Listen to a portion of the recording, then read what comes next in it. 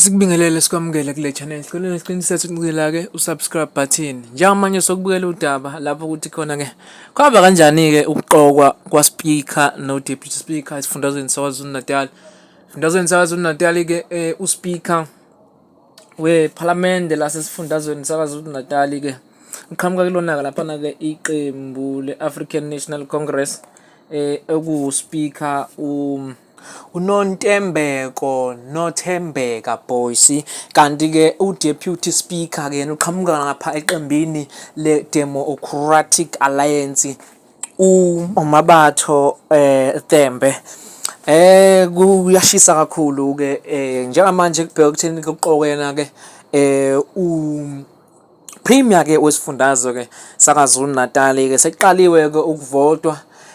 Sisilindile ke njengamanje ukuthi kungabe ku Premier wesifundazwe saKwaZulu Natal ke ngabe kuzoba ubani.